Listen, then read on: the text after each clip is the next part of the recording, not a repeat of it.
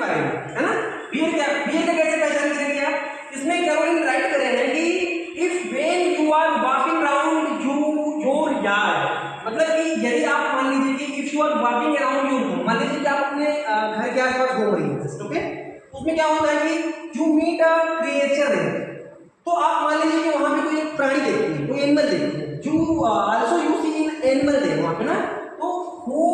Hugs you very very hard, फिर वो क्या करेगा,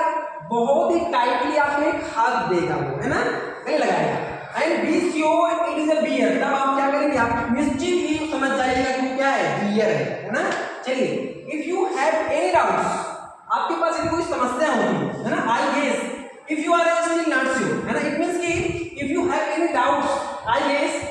कहने का मतलब कि you are still not sure, जब आप श्योर नहीं है, he will give you just one more care, it means कि the bear will hug and also attack you once more, एक बार फिर से आपको वो क्या करेगा,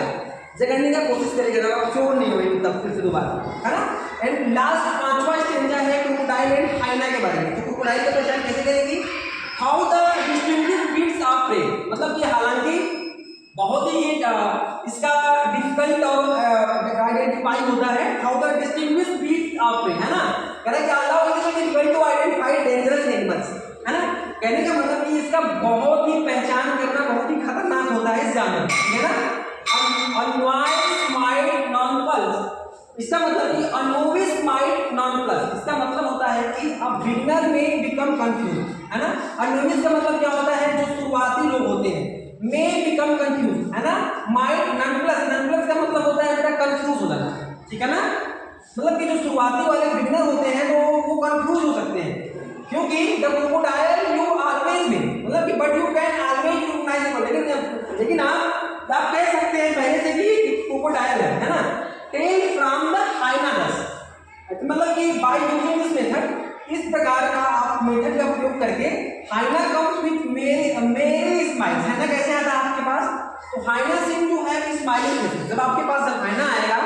है ना, वो बहुत ही स्माइल वाले फेस के साथ आपके पास आएगा, है ना। लेकिन but if they are crocodiles, लेकिन अगर but if the animals appears to cry, लेकिन अगर वो रोते हुए दिखाई दे, तो आप उसको कह सकते हैं कि वो कौन सा जानवर है, तो उसको कह सकते हैं कि वो क्रोकोडाइल है ना। बिकॉज़ पीपल से क्रोकोडाइल शेड फेक टीयर्स, क्योंकि लोग अक्सर कहते हैं कि हमेशा क्रोकोडाइल की तरह, मतलब मगरमच्छ की तरह आंसू मत गिराओ, है ना।